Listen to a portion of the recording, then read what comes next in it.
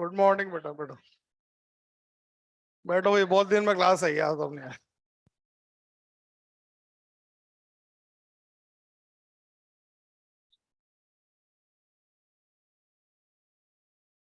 क्या लिखा था लास्ट में बताओ।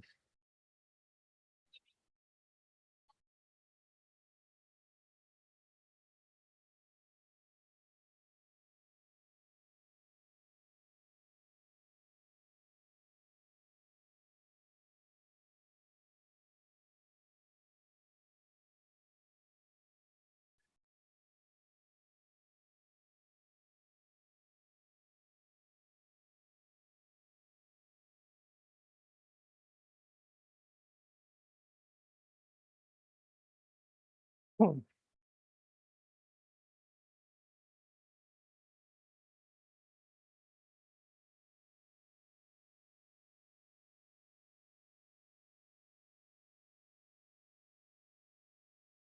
हाँ बेटा, बोलना बंद करो, इधर देखो।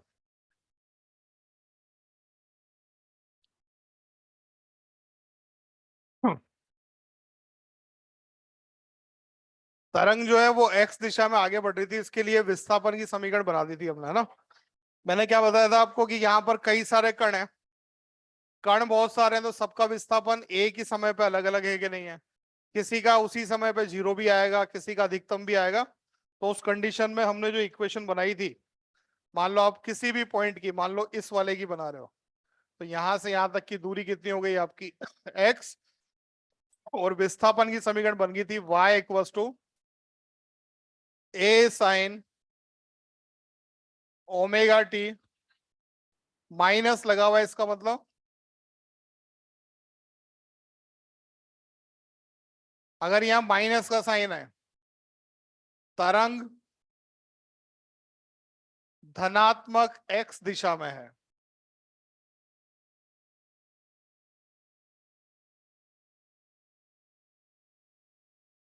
किधर जा रही है?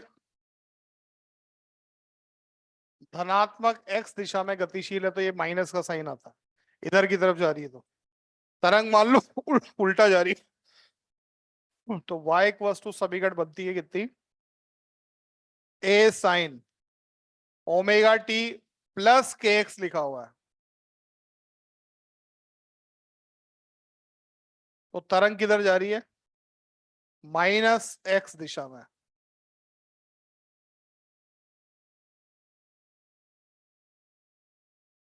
ठीक है, माइनस का साइन है तो प्लस दिशा में जा रही है, और प्लस का साइन है तो किधर जा रहा है?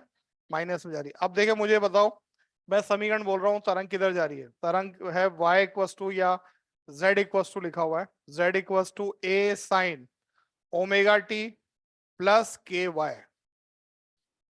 इसका मतलब ये y दिशा में जा रही है और प्लस लगा हुआ है, इसका मतलब माइनस दिशा में जा रही है कि नहीं जा रही? माइनस y की तरफ जा रही है। यहाँ लिखा हुआ है माइनस z, तो ये प्लस z दिशा में जा रही है। यहाँ लिखा हुआ प्लस z। ठीक है, और क्या लिख दिया था इसके अलावा? k का मान लिख दिया था। k का मान बताओ क्या आया था? हाँ, 2 पाई बाई लैम्डा लिखा था एक तो आपने, और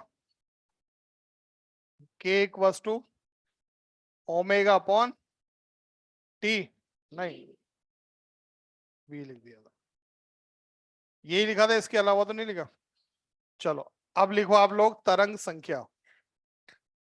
आवृत्ति वगैरह तो नहीं लिखी थी? नहीं लिखी थी, लिखा रहा हूं। सबसे पहले लिख दो तरंग संख्या।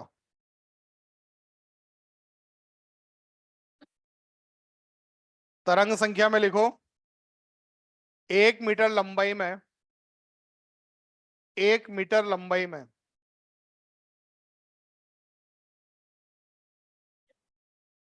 1 मीटर लंबाई में या एकांक लंबाई में बनने वाली तरंगों की संख्या, बनने वाली तरंगों की संख्या तरंग संख्या कहलाती है। ठीक है, बोर्ड पे देखो, इधर इधर देखो।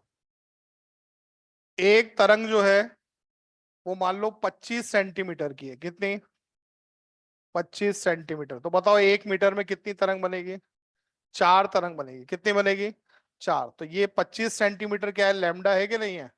तो आप सिर्फ 1/λ लिख दो। कितना लिखा हुआ? 25 सेंटीमीटर नीचे, और मीटर में बदलोगे तो ऊपर 100 आ जाएगा कि नहीं आ जाएगा? इसका मतलब कितना आ गया? 4। तो तरंग संख्या का जो फॉर्मूला होता है,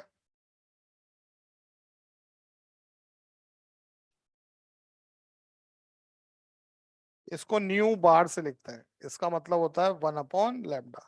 1/λ जो है वो तरंग संख्या। बनाओ।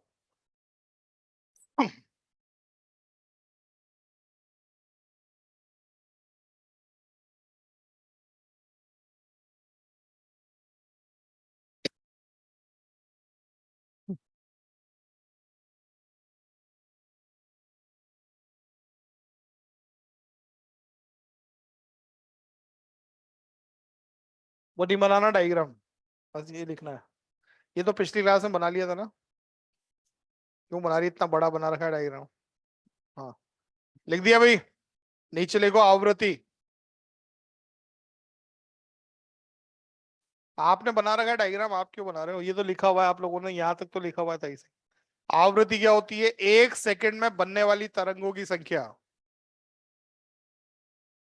आवृत्ति 1 सेकंड में बनने वाली तरंगों की संख्या।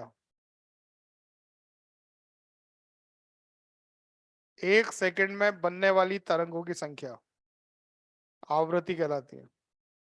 ठीक है, फिर से एक बार रिपीट कर रहा हूं। तरंग संख्या किसको बोलते हैं?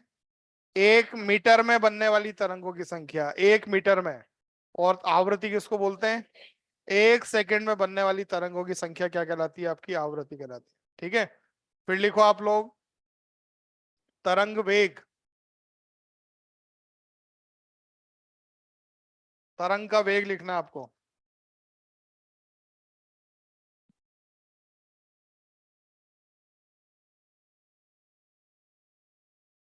तो v बराबर होता है एन लैम्डा के। किसके बराबर होता है? N lambda. एन मतलब है आवृत्ति,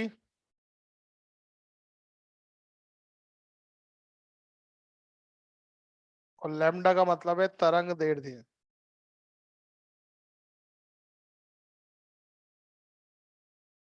ठीक है, ये तरंग का वेग है।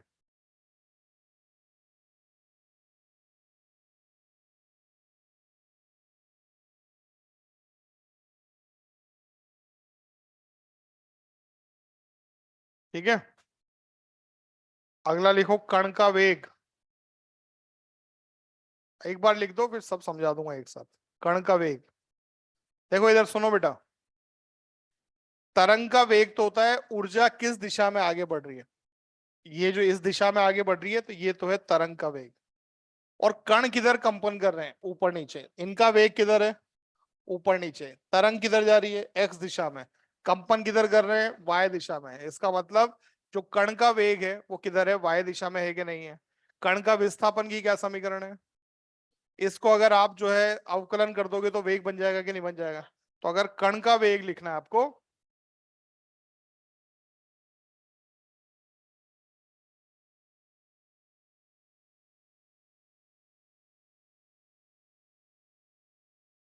तो v इक्वल्स टू लिखूंगा यहाँ पर। इसको v ऐसे घुमा देता हूं, है ना।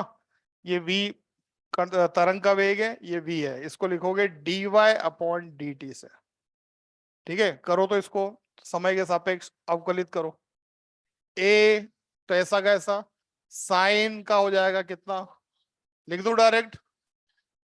पूरा लिख देता हूँ, याद रहेगा आपको। d/dt लिख दिया। y का मतलब है a sine omega t minus k x. ठीक है, अब बताओ अवकलन। तो वेग बराबर आ जाएगा a साइन का हो जाएगा cos omega t minus k x. अब ब्रेकेट के अंदर जाओ। ओमेगा टी का अवकलन हो जाएगा ओमेगा के एक्स का हो जाएगा 0। क्योंकि समय के सापेक्ष कर रहे हो तो इसमें तो समय आ ही नहीं रहा, तो ये 0 हो जाएगा। तो वेग का जो फॉर्मूला होगा वो होगा a omega cos omega t minus k x. ये किसका वेग है? कण का। ठीक है, कण का त्वरण। अब यार डायरेक्ट ही बता दो, अपन ने एसएचएम में पढ़ा है। कॉस का एक बार फिर करोगे तो माइनस साइन आ जाएगा, और ओमेगा टी करोगे तो एक और ओमेगा आ जाएगा। बताओ कितना लिखोगे? एक वस्तु minus omega square sine omega t minus के। ये अपने इसलिए डायरेक्ट लिख दिया, पूरे चैप्टर में कहीं जरूरत ही नहीं पड़ेगी आपको। ठीक है, कोई नहीं पूछे और फिर भी लिख देते हैं, एक बार अवकलित करते हैं।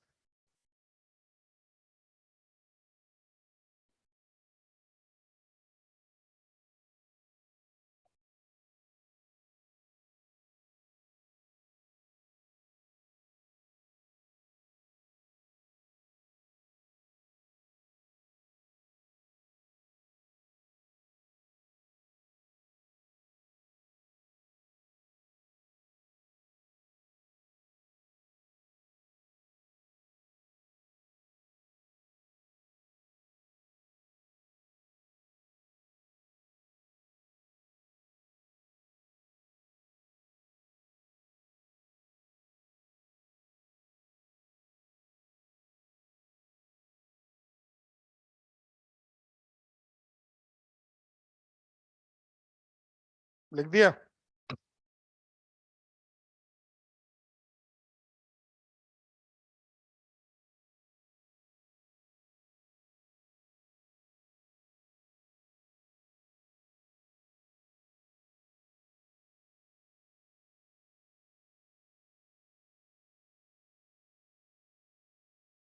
लिख दिया। और लास्ट लिखो अब, कण के वेग व तरंग के वेग में संबंध। कण के वेग व तरंग के वेग में संबंध।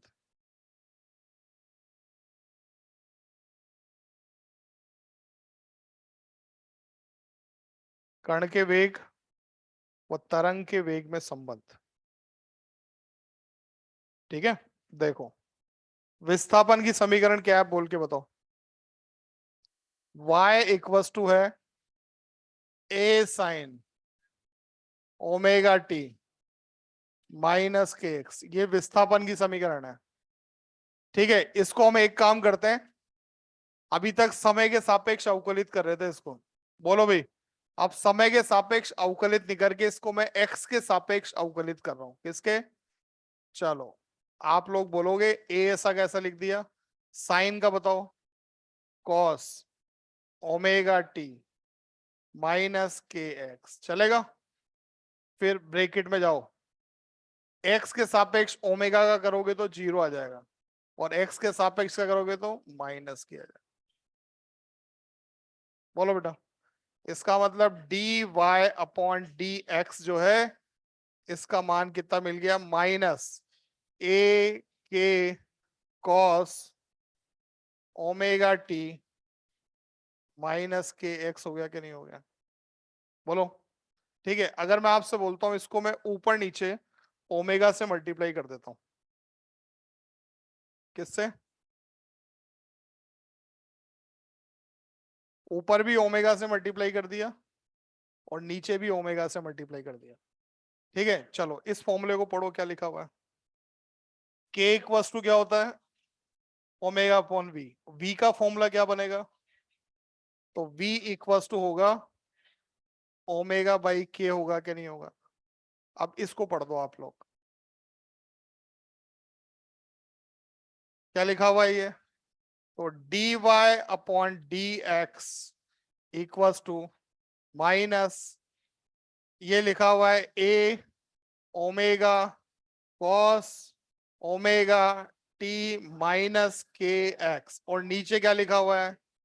ये वी लिखा हुआ है कि नहीं लिखा हुआ है? ठीक है, इसको थोड़ा सा शिफ्ट कर रहा हूं, तो शिफ्ट करूंगा तो वी आ जाएगा इधर। बोलो, यहाँ लिखा हुआ है d x upon d t बराबर, ये d x upon sorry d y upon d x बराबर इधर लिखा हुआ है माइनस। अब इसको पढ़ के बताओ ये पूरा क्या लिखा हुआ है। तो ये v लिखा हुआ है कि नहीं लिखा हुआ है? बोलो, इसका मतलब कण का वेग ये वाला किसके बराबर है? Minus v d y upon d t के बराबर है कि नहीं है? ये कण का वेग अरे हाँ वही है यार, dy अपॉन dx इसके बराबर। ठीक है, अब आपसे क्वेश्चन क्या पूछते हैं वो सुनो, अपने आप इसका क्लियर हो जाएगी बात। इधर सुनो, आपसे पूछेंगे एक कण जो है ना वो यहां पर है, तो इसका वेग जो है वो धनात्मक है कि ऋणात्मक है। तो आपको क्या देखना है, इधर सुनो ध्यान से, फॉर्मूला पढ़ो उधर क्या लिखा हुआ है। v इक्वल्स टू क्या लिखा हुआ, minus v d y upon, तरंग के वेग को तो भूल जाओ। v जो है वो समानुपाती है minus d y upon d x के। D y upon d x क्या होता है, ढाल। क्या होती है ये, d y upon d x क्या लिखा हुआ है, ढाल है ये।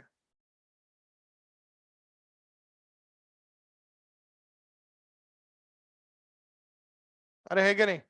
अब मुझे बताओ, मैंने आपसे पूछा इस बिंदु पर आपको कण का वेग बताना है, तो ढाल ऐसे बनेगी कि नहीं बनेगी, धनात्मक ढाल है कि ऋणात्मक, धनात्मक। कैसी ढाल है, तो अगर ढाल धनात्मक है तो उसके आगे किसका साइन लगा हुआ है, माइनस का साइन। इसका मतलब कण का वेग कैसा आएगा आपका, ऋणात्मक। जब भी धनात्मक ढाल होगी तो कण का वेग कैसा होगा।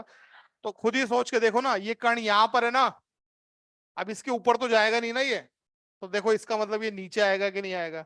इसका मतलब इसका वेग कैसा हो जाएगा, इस बिंदु पर आके ऋणात्मक होगा कि नहीं होगा। बोलो भाई, कण यहाँ पर है इस जगह पे, तो ढाल इधर बनेगी कि नहीं बनेगी, यहाँ है तो भी ढाल ऐसे बनेगी कि नहीं बनेगी। इनका बताओ क्या होगा। ढाल ऋणात्मक है, कण का वेग क्या आएगा, धनात्मक। इसके आगे बढ़ते हैं, यहां से लेके यहां तक,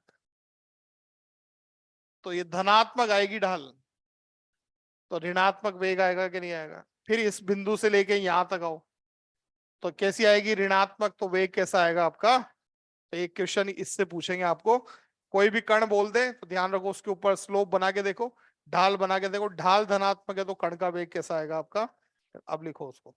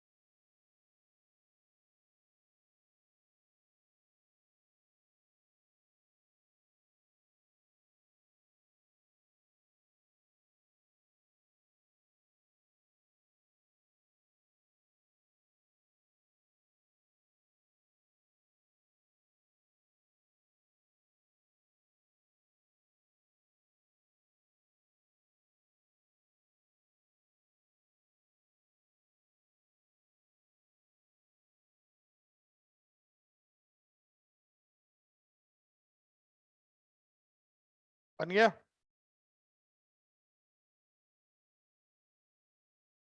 एक कण का वेग है v बराबर minus v d y upon d x. ठीक है, ये जो आगे v लिखा हुआ है वो तो कण का वेग है, पीछे जो v लिखा हुआ किसका वेग है, तरंग का वेग है। तरंग का वेग कितना होता है, एन लैम्डा के बराबर, या फिर v बराबर क्या होता है, ओमेगा बाई के बराबर। ठीक है, करें स्टार्ट। चलो आप क्वेश्चन करेंगे अपन, पहले इसके नीचे लिख दो, चलो याद रहेगी आपको बात। देखो, जब ढाल धनात्मक होती है,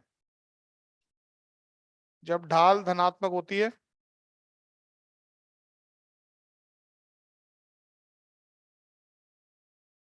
ढाल धनात्मक होती है तो कण का वेग ऋणात्मक प्राप्त होता है।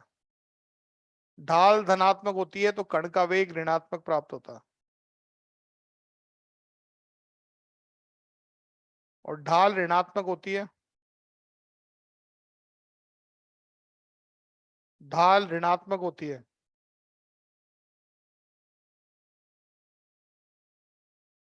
ठीक है, तो कण का वेग धनात्मक प्राप्त होता है।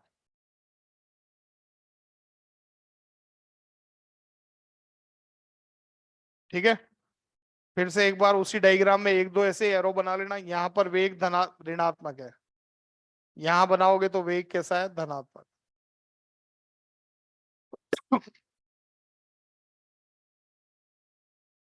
एक दो लाइन बना लो, उसी के ऊपर बना ले बेटा, फिर बना रही डायग्राम, वही बना हुआ ना डायग्राम, उसी पे बना दे। ढाल धनात्मक है तो वेग ऋणात्मक आएगा कण का।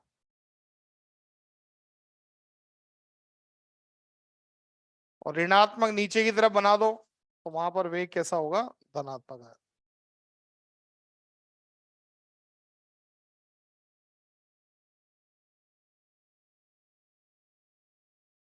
बन गया। चलो अब देखो,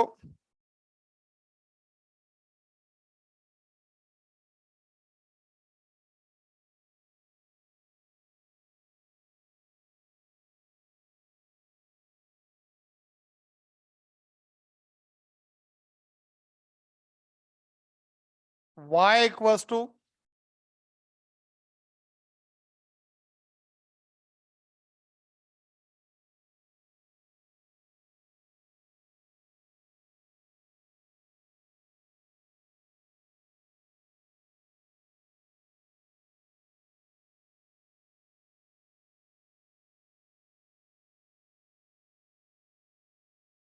ये एक समीकरण लिखी है मैंने, y equals to 10 sin 100 pi t - 20 pi t, है ना। अब आपको क्या क्या बता सकते हो इस समीकरण में, आप लोग मुझे बताओ, कॉपी में करके बताओ क्या क्या लिख सकते हो। जैसे आयाम लिख दो, आयाम कितना है, 10 है। टी के आगे लिखा हुआ है वो ओमेगा लिख दो, एक्स के आगे लिखा हुआ है वो के है। ऐसे देखें क्या क्या बना सकते हो आप लोग, बोलो मत, कॉपी में लिखो क्या क्या बना सकते हो।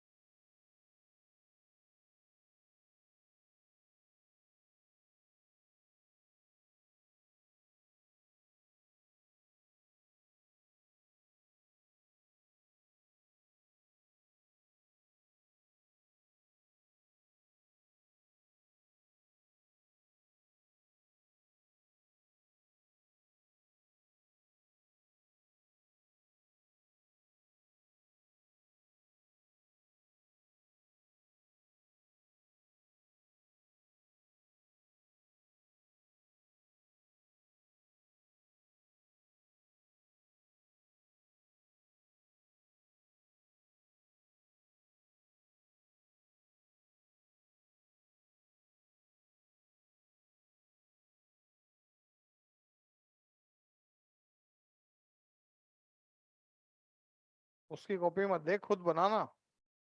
ये तो मैं लिखूंगा वही लिख लेना, बस हो गया, खत्म। 3 राशियां बस।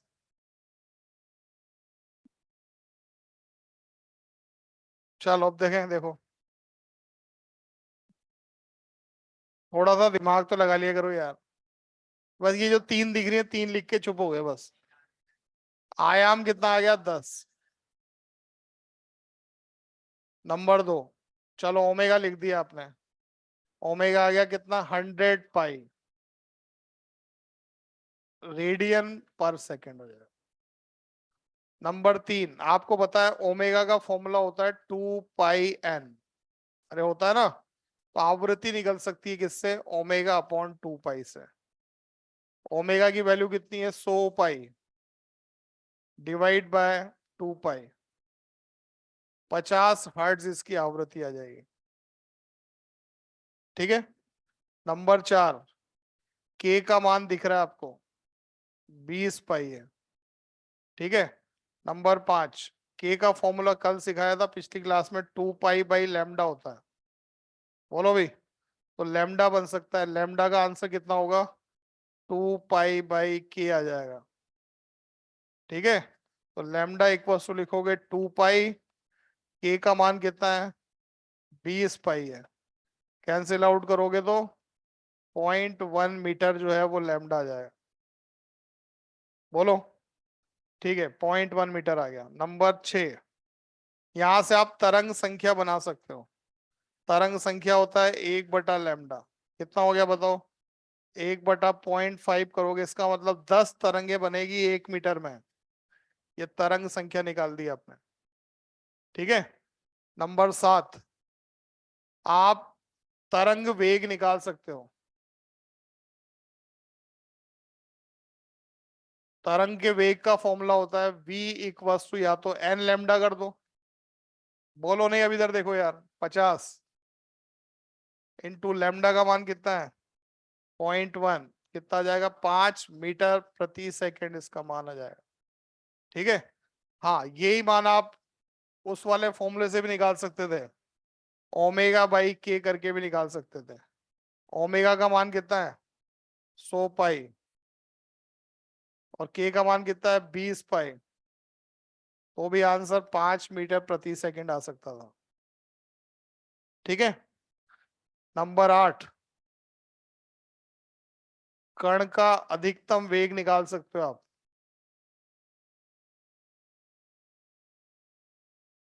कण की समीकरण बताओ, ये लिखी हुई वेग की समीकरण, अधिकतम वेग जो आगे लिखा होता है, इसका मतलब v मैक्सिमम निकालना है। क्या लिख सकते हो? ए ओमेगा। ए का मान कितना है? 10। ओमेगा कितना है? 100 पाई। ये हो जाएगा 1000 पाई मीटर प्रति सेकंड आ सकता है। ठीक है। नंबर 9, अधिकतम त्वरण निकाल सकते हो आप -a ओमेगा स्क्वायर से। ठीक है। माइनस ए का मान कितना है? 10। और ये 100 का स्क्वायर कर देना, पाई का भी स्क्वायर कर देना। ये आ जाएगा -10। 100 का स्क्वायर हो जाएगा 10⁴। और पाई का स्क्वायर भी 10 होता है, तो -10⁶मीटर प्रति सेकंड स्क्वायर आ जाएगा। ये आपने त्वरण निकाल दिया, अधिकतम त्वरण निकाल सकते हो। ठीक है। और क्या निकाला बताओ? हाँ, चलो आवर्तकाल भी निकाल सकते हो, बिल्कुल ठीक है। आवर्तकाल होता है 1/आवृत्ति। 1/50 करोगे, आंसर 0.02 सेकंड इसका आवर्तकाल आ जाएगा। ठीक है। इतनी राशियां तो आप निकाल ही सकते हो। तरंग किस दिशा में जा रही है, ये भी बता सकते हो आप देख के।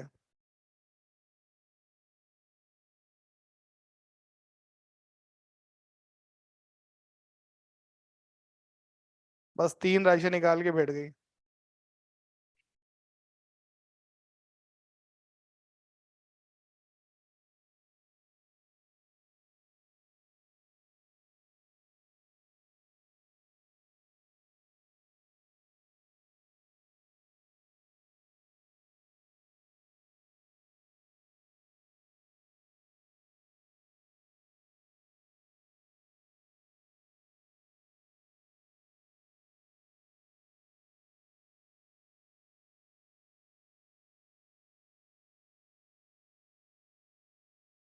एक सवाल नहीं है ये, 10 सवाल है ये। ठीक है। जो भी आपसे पूछें, आप तरंग को देख के बता सकते हो।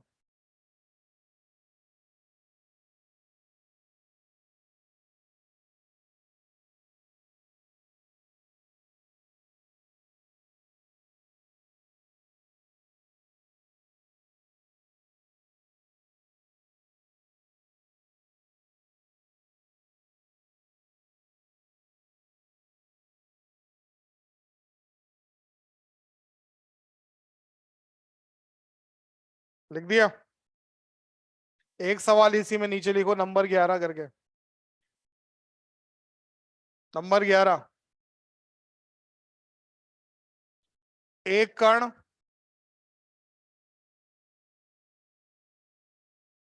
0.04 मीटर, 0.04 मीटर, व दूसरा कण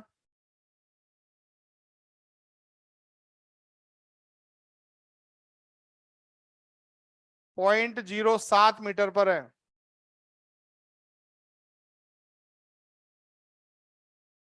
ठीक है,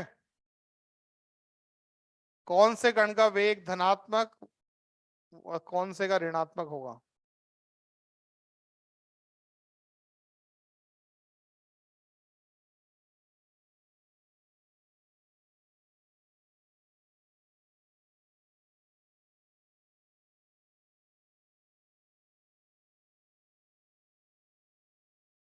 कौन से कण का वेग ऋणात्मक व कौन से कण का धनात्मक होगा?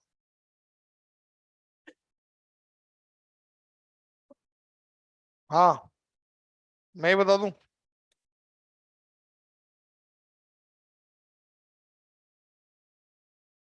ये पूरा एक लैम्डा दिख रहा है, कितने पर है? 0.1 मीटर लंबाई है यहाँ से यहाँ तक। ये कितनी होगी?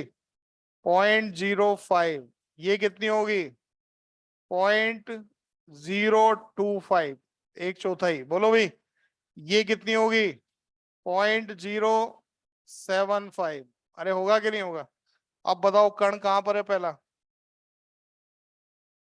0.04 कहाँ पड़ेगा? 0.02 के बाद यहाँ कहीं होगा कि नहीं होगा? ये रहा कण। बनाओ इस पे ढाल कैसे बन रही है। ऋणात्मक ढाल मतलब इसका वेग धनात्मक होगा कि नहीं होगा?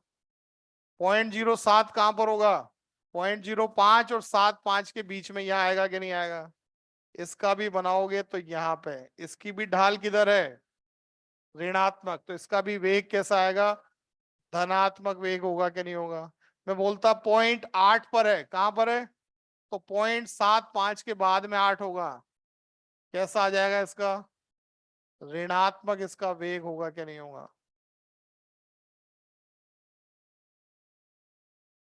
ठीक है, समझ में आएगी नहीं ये बात? तो आपको तरंग की लंबाई पता है, तो आप बना सकते हो उसमें आधी तरंग कहाँ होगी, एक चौथाई तरंग कहाँ होगी, कण किधर पड़ रहा है, बना सकते हो। अगर 0.02 से छोटा अगर दूरी बताता तो वेग ऋणात्मक आता।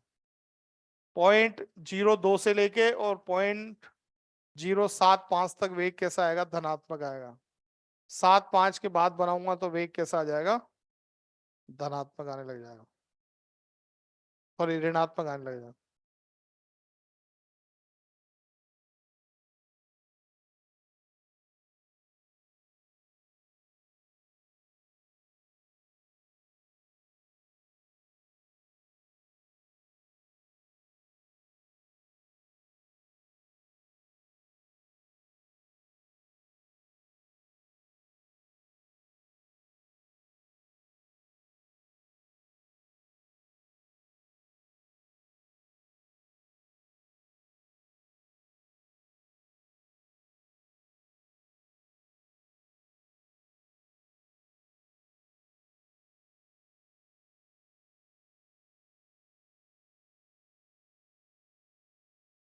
बना दिया?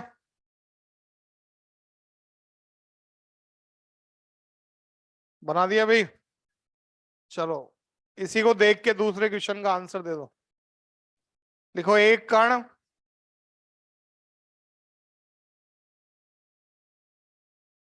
12वां सवाल। एक कण 0.025 मीटर पर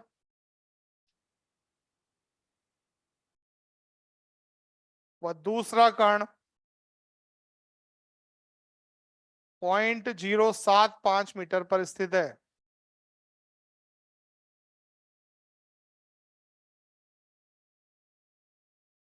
तो कलांतर का मान होगा।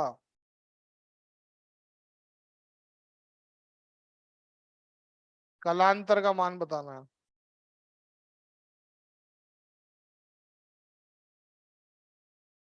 ठीक है, बोर्ड पे देखो सब। ये पूरा 360 डिग्री बन रहा है। यहाँ कितना होता है? 0। यहाँ कितना? 90। यहाँ आगे 180। यहाँ आगे 270। यहाँ वापस। तो एक कण यहाँ पर है 90 पे, दूसरा कण यहाँ पर है तो कितना कलांतर हो गया? 90 से 270, मतलब 180 का कलांतर हो गया कि नहीं हो गया? इसका मतलब पाई का कलांतर है इनके बीच में। कितना कलांतर है देख लो, ये वाला कण ऊपर की तरफ जा रहा होगा और ये वाला कण नीचे है। इसका मतलब इनके बीच में कलांतर कितने का आ गया? पाई का कलांतर। ठीक है, बात समझ में आ गई? एक कण में आपसे बोलता 0.25 पर है, दूसरा जो है आपका 0.5 पर है। इन दोनों के बीच में कितना कलांतर है? पाई/2 का कलांतर है। इन दोनों के बीच में कितने का है? इन दोनों के बीच में, इन दोनों के बीच में पाई/2 का। ठीक है, लिख दो अपना आंसर कितना है। पाई का कलांतर है।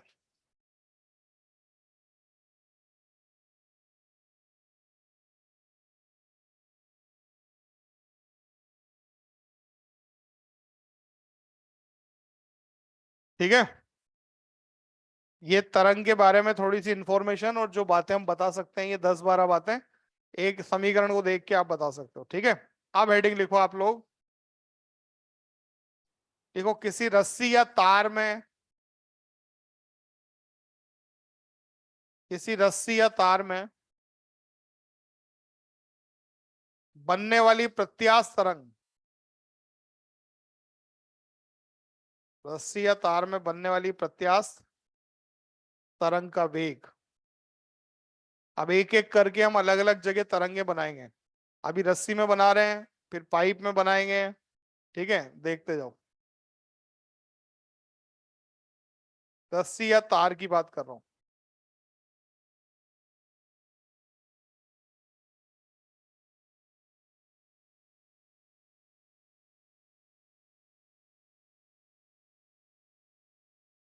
देखो बेटा, एक दृढ़ सिरा है, इस दृढ़ सिरे से आपने एक रस्सी को लटकाया हुआ है। ये रस्सी को ऐसे लटका दिया आपने।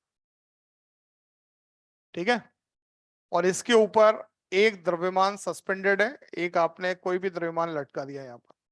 ये एम द्रव्यमान यहाँ पे सस्पेंडेड। बोलो। ठीक है, इस तरह की कंडीशन है। यहाँ पर अगर आपको ऐसा भी बना सकते हो डायग्राम, उससे कोई फर्क नहीं पड़ता कि आप यहाँ पर एक टेबल बना लो, उस टेबल में एक रस्सी बांध दो, एक पुली लगा दो यहाँ पर, उससे एक द्रव्यमान यहाँ पे लटका दो।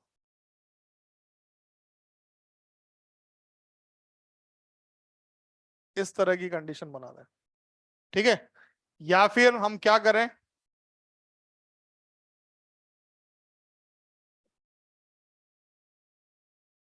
एक रस्सी ले लें और रस्सी, मोटी सी रस्सी बना दो। इसका मतलब इसका खुद का ही द्रव्यमान है। बोलो बेटा, इस तरह की कंडीशन बना दो। इसके ऊपर कोई द्रव्यमान लटका नहीं रखा, पर इसका खुद का ही द्रव्यमान होगा कि नहीं होगा? बोलो। यहां पर जो वेग का फॉर्मूला होता है, वेग बराबर होता है T/म्यू के इक्वल। किसके बराबर होता है? ठीक है। ठीक है, इसका द्रव्यमान स्मॉल एम, इसका द्रव्यमान स्मॉल एम, लंबाई एल। इसमें यहां लिख दिया एल इसकी लंबाई, पूरे का द्रव्यमान ही है, बस कितना? कैपिटल है। ठीक है, एक बार तीनों डायग्राम बना के फॉर्मूला लिखो।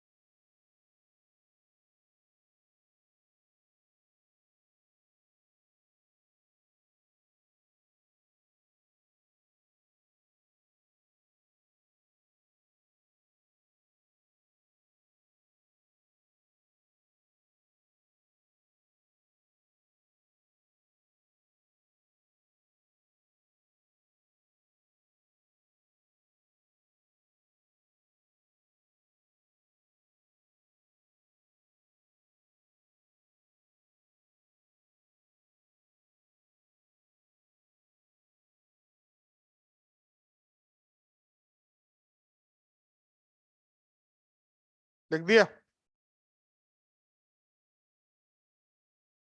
हाँ भाई, सबसे पहले टी क्या है? तनाव। टी लिख दो साइड में, तनाव।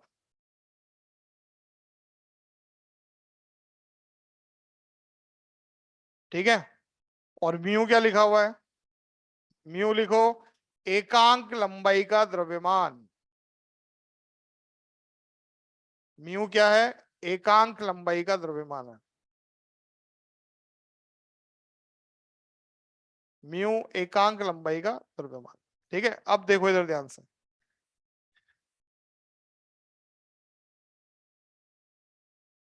बिना बोले यार इतनी क्यों बकवास करते रहते हो यार? चुप ही नहीं बैठ पाते? तुम्हें प्रॉब्लम है क्या कुछ यार इस कोने में?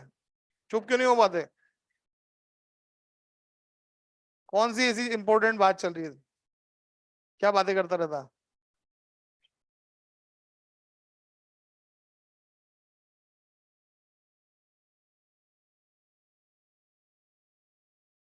देखो बेटा, इधर देखो, सुनो। सिंपल एक डायग्राम बनाया जाए कि ये आपका एक सस्पेंडेड पॉइंट है, इससे एक तार आपने लटका रखा है। ये द्रव्यमान है कितना? 100 किलो, 10 किलो का है। कितना है? 10 किलो का द्रव्यमान है। ये जो रस्सी है, इस रस्सी का आपको द्रव्यमान दे रखा है, मान लो 5 ग्राम है। कितना है? 5 ग्राम। और इसकी जो लंबाई है वो कितनी है? वो मान लो 5 सेंटीमीटर है, 5 मीटर है। ठीक है, अब देखो ध्यान से। नीचे वाला द्रव्यमान जो है वो 10 किलोग्राम का है। ऊपर वाली जो रस्सी है वो 5 ग्राम की। इसका मतलब नेग्लिजिबल है कि नहीं है? इसका मतलब कुल मिला के जो तनाव उत्पन्न होगा वो किसकी वजह से होगा? इसकी वजह से होगा। अगर मान लो आपने इसको रस्सी पर इस तरह से हिट कर दिया तो यहाँ एक पल्स बनेगी, तरंग बनेगी। और वो तरंग चलती हुई ऊपर तक जाएगी कि नहीं जाएगी? तो उसका वेग लिखना है, या ऊपर से नीचे आने वाली तरंग का वेग लिखना है। तो उस कंडीशन में वेग इक्वल टू लिखोगे, सिंपल क्वेश्चन है अपना। क्या लिखोगे बताओ यहाँ पर? तो ऊपर लिख देना टी अपॉन नीचे म्यू लिखना है। ठीक है, देखो बोर्ड पे, तो वी इक्वल टू लिखोगे रूट टी का मान सिर्फ ये लिखना। तो ये है आपका एम, तो लग रहा है कितना? 10 mg लिखना है आपको। ये तनाव के बराबर कितना लिख दोगे? 100 तो आ जाएगा ऊपर। नीचे म्यू लिखना है। म्यू रस्सी का होगा। म्यू क्या होगा आपका? रस्सी का द्रव्यमान और उसकी लंबाई। ठीक है। द्रव्यमान कितना है? 50 ग्राम। तो ये 50 डिवाइड बाय 1000 कर दिया, तो ये आपका 5 है ना? और नीचे लंबाई कितनी है? 5 मीटर की लंबाई नीचे लिख दी। 1/5, यानी 5 से तो 5 क्या हो गया? कैंसिल। कितना आ गया नीचे? ये आ जाएगा 1, और ये आ जाएगा ऊपर 1000। बोलो बेटा। तो वेग कितना आ गया? 4 जीरो में से तो 2 जीरो ले लेना। 100√10 मीटर प्रति सेकंड होगा कि नहीं होगा? बनाओ।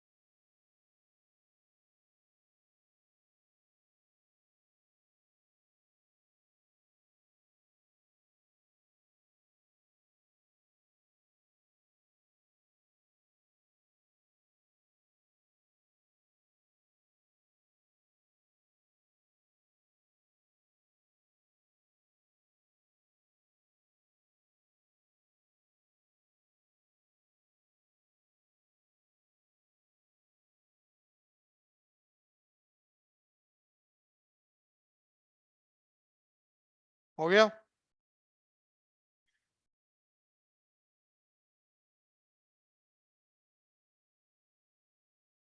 बना दिया?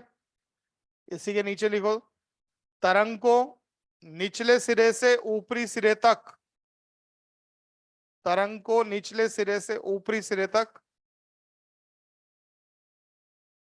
हाँ, तरंग को निचले सिरे से ऊपरी सिरे तक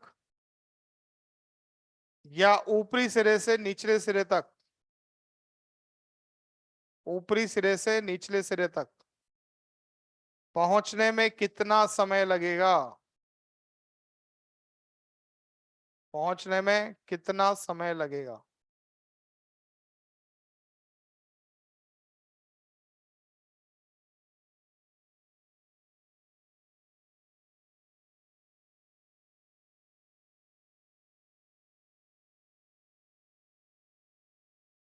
बताओ भाई, समय निकालना है। समय क्या होता है, दूरी बटे चाल। अरे होता है कि नहीं होता है। तो आपको समय पूछे, समय दूरी बताओ यहां से यहां तक की, 5 मीटर।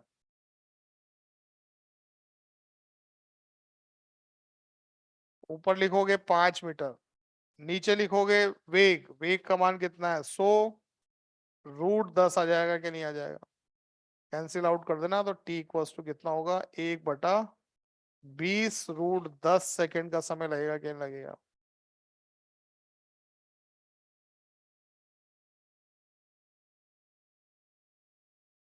ठीक है।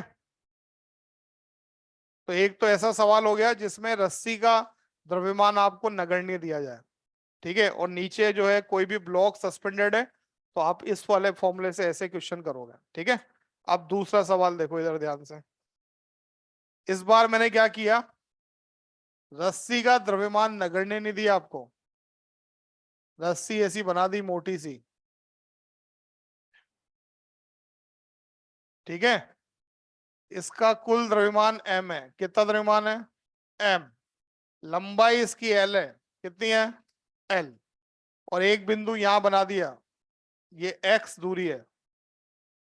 कितनी दूरी है, x। ठीक है। चलो बना दो डायग्राम साइड में।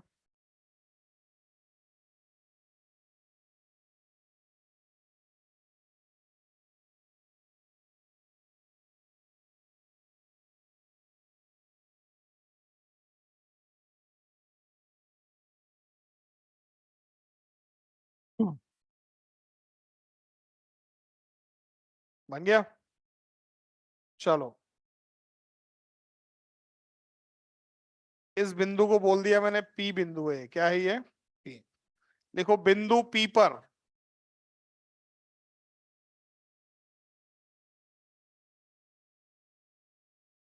तरंग का वेग ज्ञात कीजिए। बिंदु P पर तरंग का वेग ज्ञात कीजिए।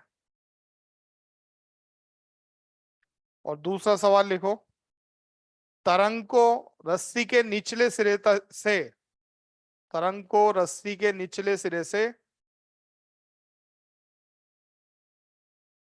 तरंग को रस्सी के निचले सिरे से ऊपरी सिरे तक जाने में, ऊपरी सिरे तक जाने में कितना समय लगेगा।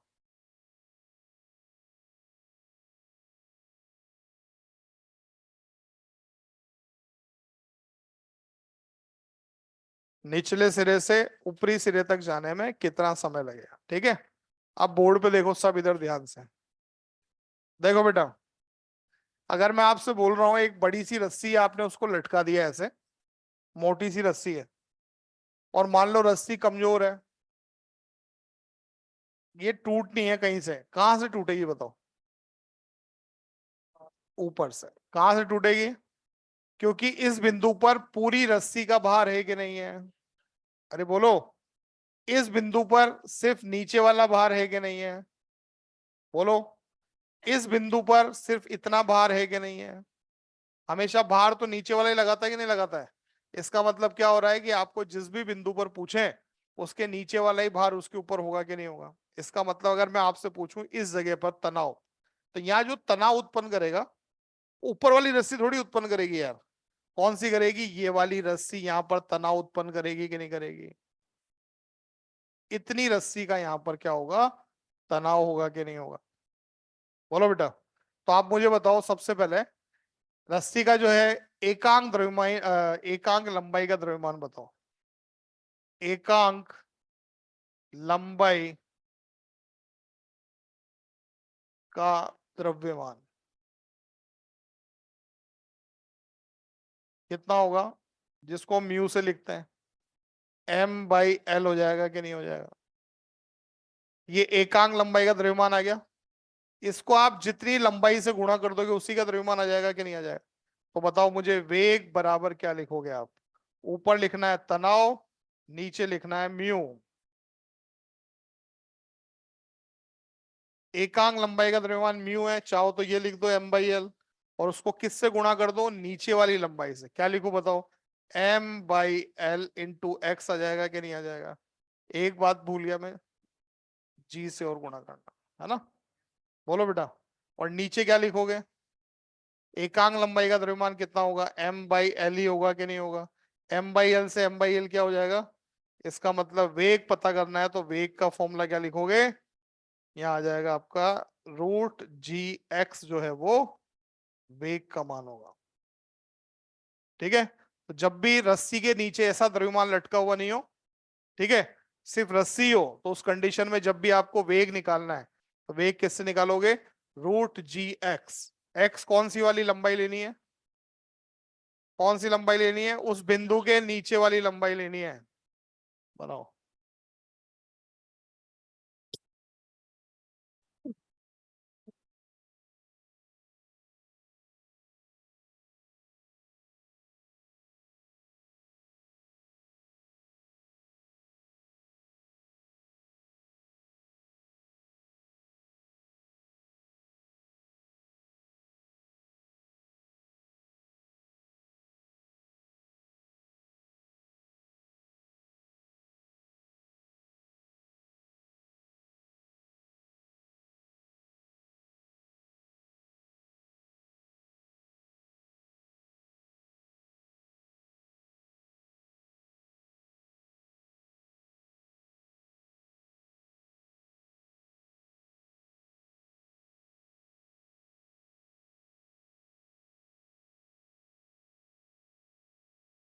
बना दिया। चलो अब देखो इधर, दूसरा क्वेश्चन क्या पूछा है, कितना समय लगेगा निचले सिरे से ऊपर तक जाने तक, कितना समय लगेगा। तो समय निकालने के लिए क्या सिखाया था, दूरी बटा चाल। लगा दूं कि नहीं लगाऊं, लगाना है कि नहीं लगाना, नहीं लगाना। क्यों नहीं लगाना, क्योंकि आपको पता है यहाँ हर बिंदु पर तनाव बदल रहा है कि नहीं बदल रहा है, और तनाव बदलेगा तो वेग भी बदलेगा कि नहीं बदलेगा। इस पहले वाले डायग्राम में तो हर बिंदु पर तनाव एक जैसा था। क्यों, क्योंकि रस्सी का खुद का द्रव्यमान कैसा था, नगण्य था कि नहीं था। तो यहाँ तो सीधा T = L/V हो सकता है, पर इसमें जो है वो आपका डायरेक्ट L/V नहीं कर सकते आप, क्योंकि हर बिंदु पर तनाव बदल रहा है। तो तनाव बदल रहा है तो उस कंडीशन में हर बिंदु पर वेग का मान भी जो है बदलेगा कि नहीं बदलेगा। जल्दी से सोच के बताओ कि वेग का मान नीचे से ऊपर जाने पर बढ़ेगा या कम होगा। बढ़ेगा। क्यों बढ़ेगा बताओ, क्योंकि नीचे से ऊपर जाओगे तो एक्स बढ़ता जाएगा, नीचे से दूरी लोगे तो एक्स बढ़ेगा, और एक्स बढ़ने के साथ साथ वेग का मान भी बढ़ता जाएगा। इसका मतलब हम डायरेक्ट समय नहीं निकाल सकते दूरी बटा चाल से। फिर क्या करें, तो देखो इधर ध्यान से सुनो। वेग का फॉर्मूला क्या लिखा हुआ है, तो वेग बराबर लिखा हुआ है √Gx। वेग क्या होता है, dx/dt होता है, इक्वल्स टू, इधर √G लिखा है, ऐसा का ऐसा लिख दिया √G तो, और ये जो x है इस x को मैंने लिख दिया पावर 1/2। चलेगा। इसको इधर भेज देता हूँ, इसको नीचे भेज देता हूँ, और नीचे की भी ऊपर भेज देता हूँ, तो पावर माइनस में हो जाएगी। बोलो बेटा। तो इधर लिखा हुआ है आपका x पर पावर होगी -1/2 dx इक्वल्स टू, इधर क्या लिखूं, √G आ जाएगा कि नहीं, dt आ जाएगा कि नहीं आ जाएगा। बोलो। दोनों तरफ कर देते हैं समाकलन, समाकलन करो इसका, तो पावर में 1 जोड़ देते हैं। बोलो। और उससे डिवाइड भी कर देते हैं, ऐसे करते ना समाकलन। इधर √G तो ऐसा का ऐसा ही लिख दिया, आगे 1 लिखा हुआ है, 1 का dt के सापेक्ष समाकलन कितना आ जाएगा, t आ जाएगा। यहाँ बताओ क्या लिखा हुआ है, x की पावर 1/2, इधर क्या लिखा हुआ है 1/2, यहाँ लिखा हुआ है इक्वल्स टू √G आ रहा है कि नहीं आ रहा है। बोलो। ये भी रूट में लिखा हुआ है, √G को भी नीचे भेज दो, 2 चल जाएगा ऊपर, तो जो समय का मान आता है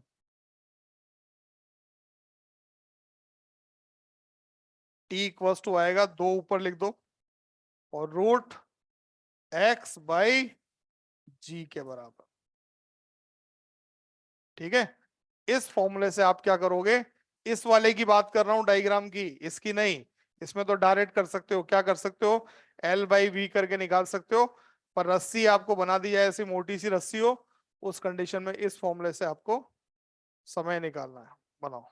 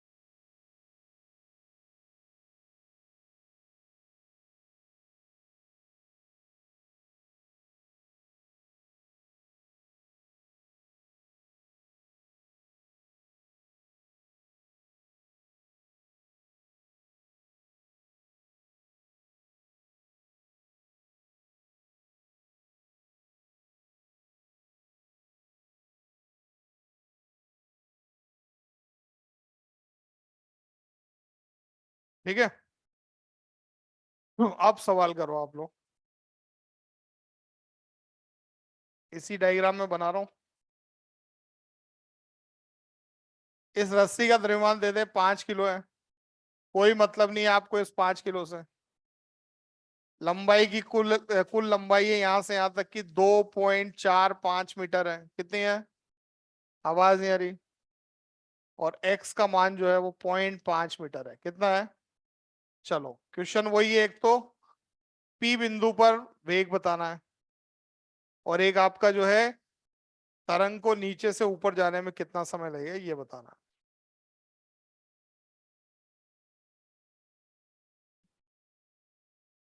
पी बिंदु पर वेग बता दो और तरंग को निचले सिरे से ऊपरी सिरे तक जाने में कितना समय लगेगा ये बता दो।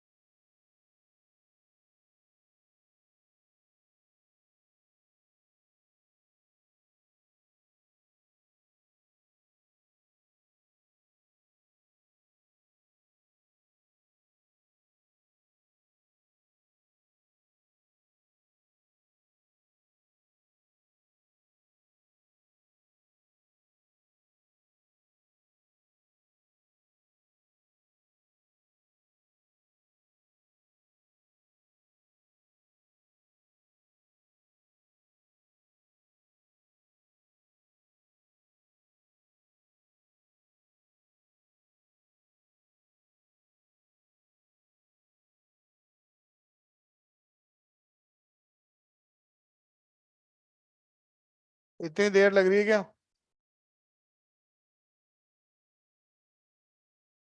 पी बिंदु पर वेग बताना है, क्या लिखोगे, v equals to root g x करना है। जी का मान 10 लिख दिया, एक्स का मान कितना है 0.5। आ गया था। अब समय बता दो।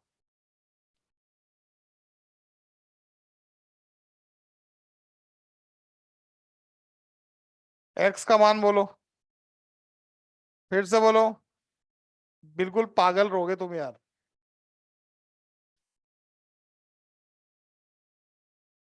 कहां से कहां तक जाने की बात कर रहे हो, निचले सिरे से ऊपरी सिरे तक जा रहे हैं ना। तो ये एक्स का मतलब ये थोड़ी, ये देखो यहाँ पूछता तो एक्स का मान 0.5 आता।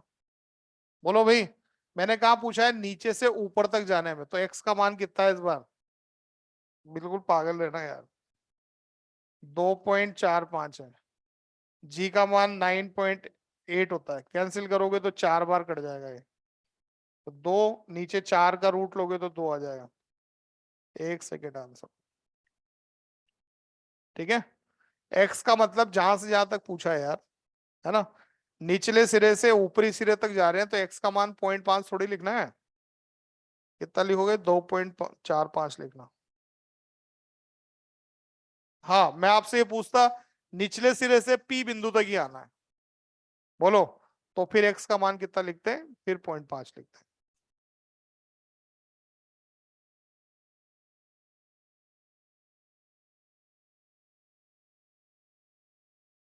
समझ में आ गई रस्सी? ये रस्सी या तार के ध्यान रखना, नीचे द्रव्यमान लटका हुआ है, तब तो फिर आपको डायरेक्ट जो है नीचे का जो है, जो भी द्रव्यमान सस्पेंडेड है उसका तो लिख देना तनाव, और ऊपर लिख देना म्यू।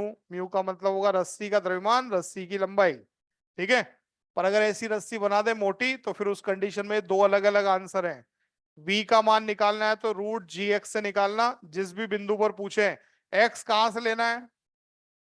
नीचे वाली दूरी लेनी है। पेपर में आपको जानबूझ के ऐसे करेंगे, फॉर्मूला भी आता है आपको, और आपसे बोलेंगे इस पी बिंदु पर बताओ, और ये दूरी दे रखी है कितनी, 2 मीटर है। कुल लंबाई जो है वो मान लो 5 मीटर है। तो आपको 2 नहीं लेना है, कितने लेना है? नीचे से दूरी लेनी है। कितनी लोगे? 3 मीटर की दूरी पर, तो नीचे वाली दूरी लेनी है एक्स आपकी। ठीक है। आगे बढ़ जाऊं? चलो, ये हुई रस्सी में आपका वेग। अब लिखो आप लोग, लिखो ध्वनि तरंग का वायु में वेग। सॉरी, वायु में मत लिखो, ध्वनि तरंग का वेग बस। ध्वनि तरंग का वेग।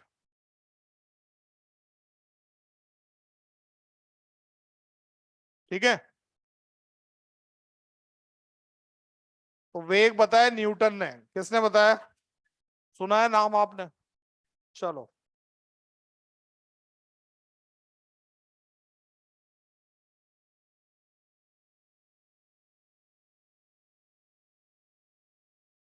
तो वेग बराबर रूट ई बाई रो। ये जो है ये वेग का फॉर्मूला है। लिखो, वेग बराबर v बराबर रूट ई बाई रो। ठीक है। ई का मतलब लिखो प्रत्यास्थ गुणांक, साइड में लिखना है इसके। ई का मतलब है प्रत्यास्थ गुणांक। पढ़ लिया क्या आपने प्रत्यास्थ? ठीक है, प्रत्यास्थ गुणांक। और रो का मतलब है माध्यम का घनत्व।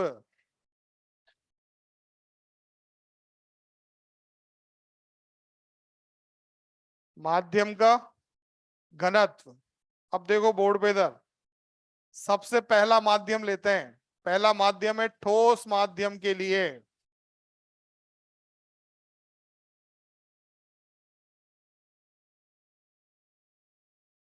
ठीक है।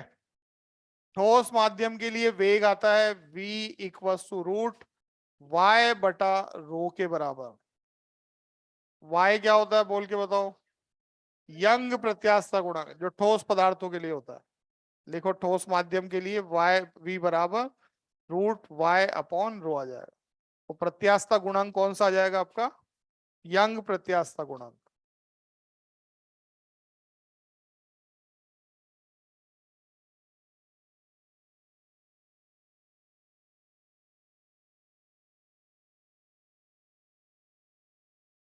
ठीक है। दूसरा लिखो द्रव माध्यम के लिए।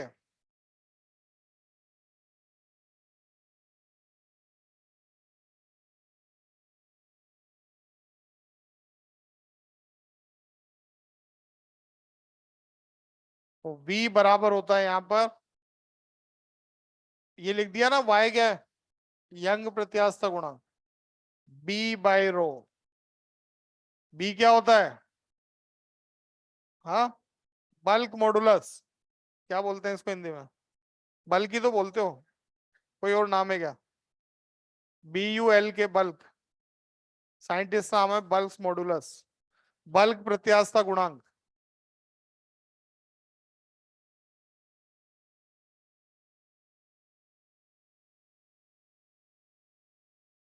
हाँ बिल्कुल बिल्कुल, इन आयतनीय प्रत्यास्थता गुणांक का। हाँ हाँ बिल्कुल बिल्कुल, आयतनीय प्रत्यास्थता गुणांक की है बल्क मॉडुलस। सही है भाई। तो जोर से बोल दिया करो ना, मैं सुना ही नहीं दे रहा, पता नहीं क्या बोल रहे हो। बल्क मॉडुलस आयतनीय प्रत्यास्थता गुणांक होता। ठीक है। नंबर 3 लिखो। गैसीय माध्यम के लिए,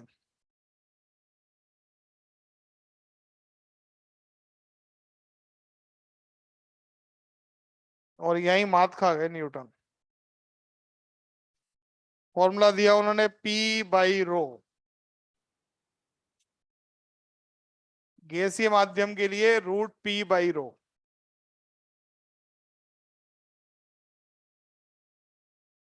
ठीक है। P लिख दो, दाब, गैस का दाब।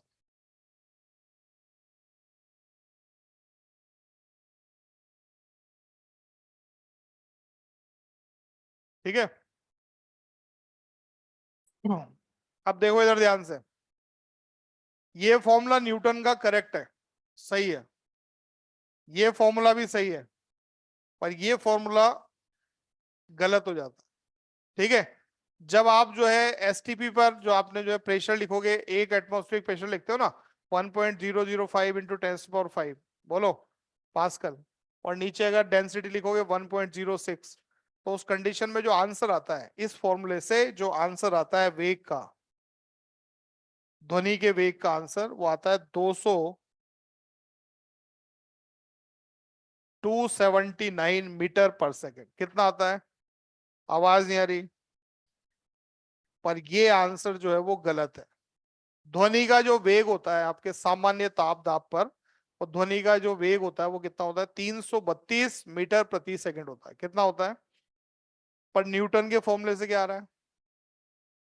तो गड़बड़ कहाँ होगी? तो इसका देखो, इसकी गड़बड़ यहाँ हुई है कि न्यूटन ने ये माना है कि जब भी अपन ध्वनि में जो है वेग, गैसीय माध्यम में ध्वनि का जो वेग होता है, ये जो प्रोसेस है, मतलब ये प्रक्रम है, ये समतापीय प्रक्रम है। कौन सा प्रक्रम है? आपने थर्मोडायनेमिक्स पढ़ ली? ठीक।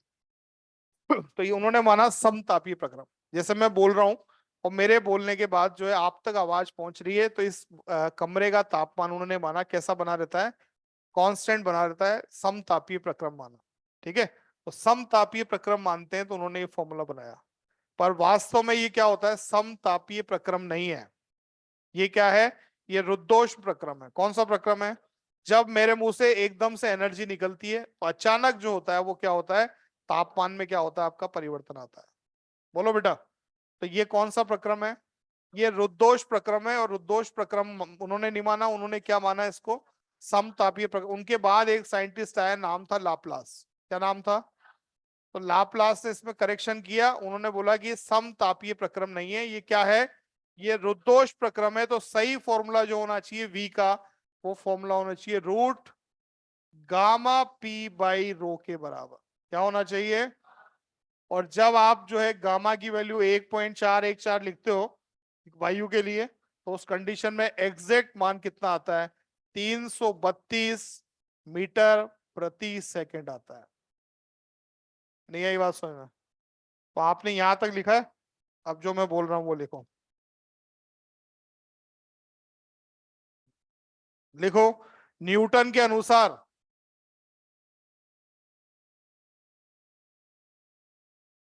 गैसीय माध्यम में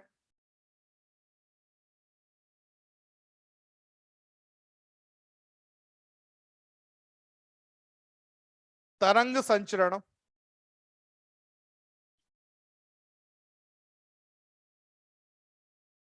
समतापीय प्रक्रम है। समतापीय प्रक्रम है, परंतु वास्तव में परंतु वास्तव में यह प्रक्रम समतापीय ना होकर, यह प्रक्रम समतापीय ना होकर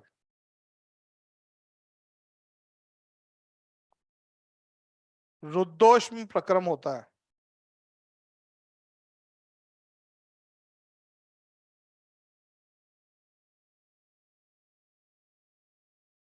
यह लाप्लास ने बताया।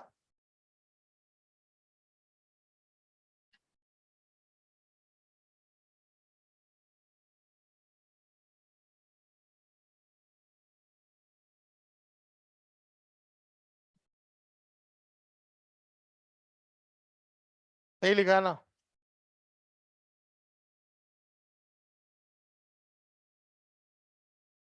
लाप्लास सही लिखा। यह लाप्लास ने बताया, और इसे लाप्लास संशोधन कहा जाता है। लाप्लास संशोधन, इसे लाप्लास संशोधन कहा जाता है। अब लिख देना नीचे नया फॉर्मूला। ठीक है, तो सही फॉर्मूला है वेग का, गैसीय माध्यम में जो वेग होता है वो क्या होता है आपका, root gamma p by rho. ठीक है, और इससे जो आंसर आता है 332 मीटर प्रति सेकंड, ये बिल्कुल एग्जैक्ट आंसर आता है।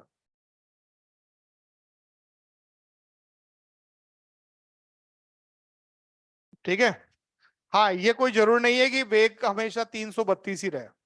ठीक है, 332 से 330 भी हो सकता है, 320 भी हो सकता है, 310 भी हो सकता है, 340 भी हो सकता है, क्योंकि बाकी कई सारी राशियां होती है जिन पर जो है वेग का मान निर्भर करता है, वो मैं भी बताऊंगा अभी आपको। ठीक है, बस सही फॉर्मूला ये है आपका, तीन है ना। अब लिखो आप लोग नीचे, इसी को देखो बदलते हैं फॉर्मूले को। ये लो, एक समीकरण आप जानते हो, देखो बेटा, PV equals to n r t, समीकरण जानते हो ना? तो पी का मान क्या लिख सकता हूं यहां पर बताओ, n r t upon v आ सकता है कि नहीं आ सकता है? बोलो। इसका मतलब मैं इसको लिख सकता हूँ v इक्वल्स टू, ये v वेग है, ये आयतन है ना? ये आयतन है, या इसको एक काम करते हैं यहीं पे बदल देता हूँ। आयतन है ना, आयतन को क्या लिख सकते हैं, द्रव्यमान बराबर होता है आयतन इंटू घनत्व, होता है ना? और घनत्व होता है द्रव्यमान बटे आयतन। तो यहाँ पर मुझे आयतन लिखना है तो क्या लिख सकता हूँ, m बाई रो लिख सकता हूँ ना। ठीक है, अब देखो इधर ध्यान से, यहां से अगर मैं जो है P बाई रो की वैल्यू बनाऊं, P बाई रो जो मुझे यहाँ लिखना है, कितना आ जाएगा बोल के बताओ, n r t upon m के इक्वल होगा कि नहीं होगा? ठीक है, मुझे ये बताओ एन क्या होता है, मोल की संख्या, मोल बता दो कितने होते हैं, एम अपॉन एम डब्ल्यू होता है। बोलो, ये वैल्यू लिखूंगा P upon rho equals to, तो m r t upon m डब्ल्यू चलेगा, और एक एम यहाँ लिखा हुआ ऑलरेडी, एम से एम क्या हो जाएगा, इसका मतलब वेग का जो फॉर्मूला होगा, gamma r t upon m डब्ल्यू, ये भी किसका फॉर्मूला है, वेग का फॉर्मूला है। बनाओ, उधर से लिखना स्टार्ट करना।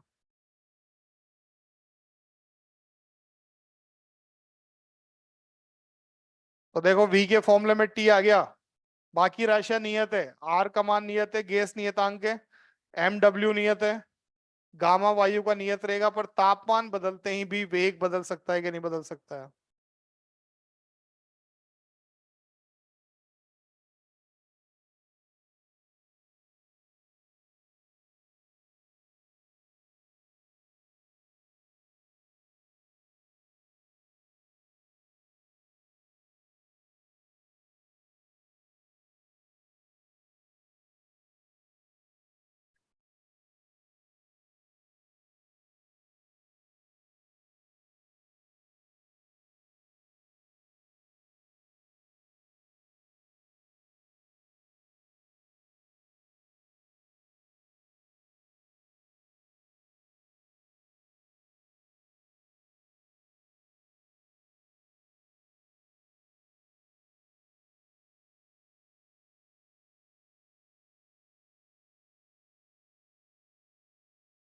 हो गया।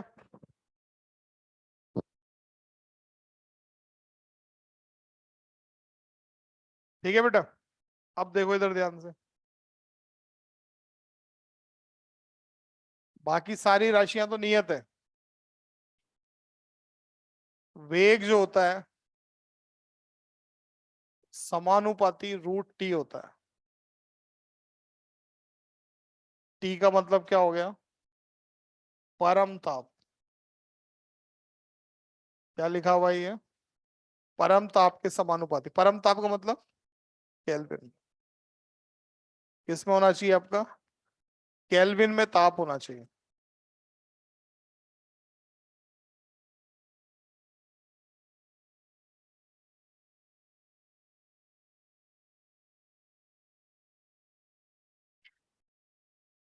ठीक है,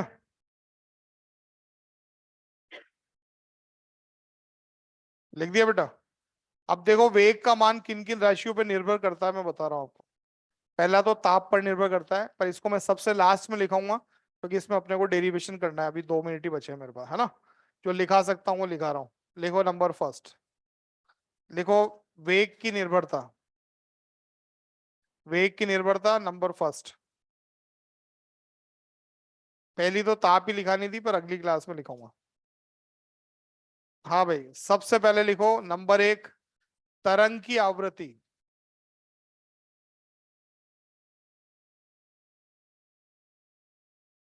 बताओ, आवृत्ति बदलने से वेग बदलता है क्या?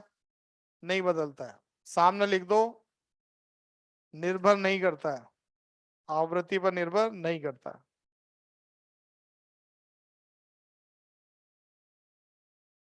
ठीक है। नंबर दो, नंबर दो लिखो, दाब। बोलो, फॉर्मूला देख के बताओ। दाब पे निर्भर करता है कि नहीं करता है? नहीं करता है। क्योंकि अगर कहीं भी जो है दाब बढ़ता है ना, तो दाब बढ़ेगा तो अणु पास पास आ जाएंगे कि नहीं आ जाएंगे? तो घनत्व भी बढ़ जाएगा। अरे है कि नहीं? ये दुगना कर दिया ना, तो ये भी दुगना हो जाएगा। अरे है कि नहीं? तो नंबर दो लिखो, दाब पर निर्भर नहीं करता है।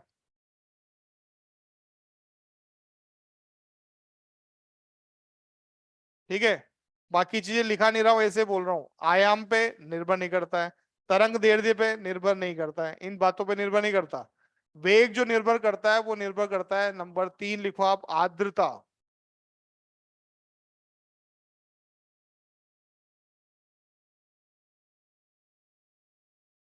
ठीक है। आर्द्रता बढ़ने के, आर्द्रता समझते हो ना, ह्यूमिडिटी। आर्द्रता बढ़ेगी तो उस कंडीशन में तरंग का वेग क्या होता है आपका? बढ़ जाता है। ठीक है, इधर सुनो मेरी बात ध्यान से। जब आर्द्रता बढ़ती है, मतलब आर्द्रता का मतलब वायु में नमी, तो नमी बढ़ने पर जो है वो घनत्व का मान कम हो जाता है। और जब घनत्व का मान कम होता है तो उस कंडीशन में वेग बढ़ जाता है। लिखो, आर्द्रता के सामने लिखो, आर्द्रता बढ़ने के साथ साथ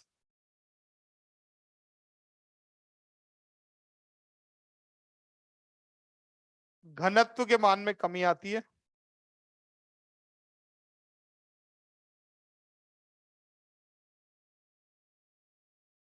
और तरंग का वेग बढ़ जाता है।